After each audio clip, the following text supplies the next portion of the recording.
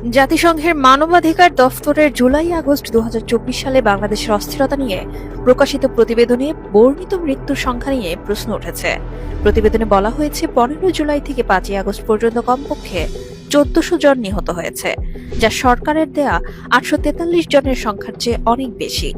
জাতীয় নিরাপত্তা সংস্থা ও সিভিল সোসাইটি সংস্থাগুলোর তালিকা ব্যবহার করেও এই সংখ্যা নির্ধারণ করা হয়েছে, যা স্বাস্থ্য মন্ত্রণালয়ের তালিকায় অন্তর্ভুক্ত করা হয়নি। এছাড়া প্রতিবেদন অনুযায়ী ঢাকা মেডিকেল কলেজের ১৩০টি মৃত্যুর তথ্য ব্যবহার করে অনুমান করা হয়েছে ৭৮% মৃত্যু নিরাপত্তা বাহিনীর গুলির কারণে হয়েছে। তবে জাতিসংঘ স্বীকার করেছে যে তারা প্রতিটি মৃত্যুর তথ্য যাচাই করেনি, যা প্রশ্নের জন্ম দেয় এই তথ্য কতটা নির্ভরযোগ্য।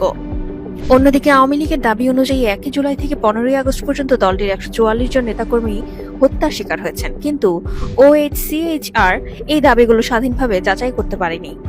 প্রশ্ন হলো, কেন তারা এই মৃত্যুগুলো যাচাই করেনি? তাদের কাজ কি শুধুমাত্র এক পক্ষের তথ্য বিশ্লেষণে সীমাবদ্ধ? এই প্রতিবেদন কতটা পক্ষপাতদুষ্ট বা নিরপেক্ষ তা নিয়েও বিতর্ক সৃষ্টি হয়েছে।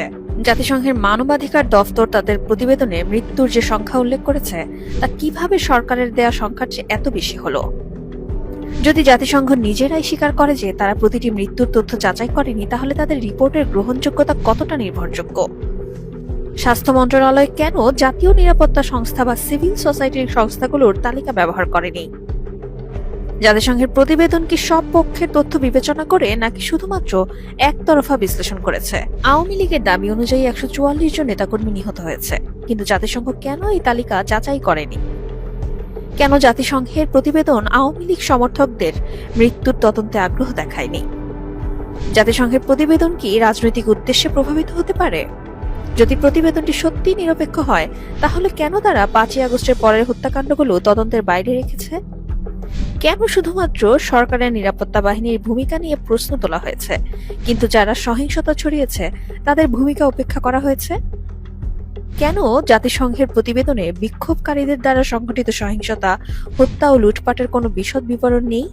কেন জাতিসংঘের প্রতিবেদন আইন শৃঙ্খলা রক্ষাকারী বাহিনীর বিরুদ্ধে গুরুতর অভিযোগ তুললেও তাদের আত্মরক্ষার অধিকার বা হামলার শিকার হওয়ার ঘটনাগুলো নিয়ে আলোচনা করেনি? এই ধরনের অসম্পূর্ণ ও পক্ষপাতমূলক রিপোর্ট প্রকাশ করা কি আন্তর্জাতিক ন্যায় বিচারের লঙ্ঘন নয়?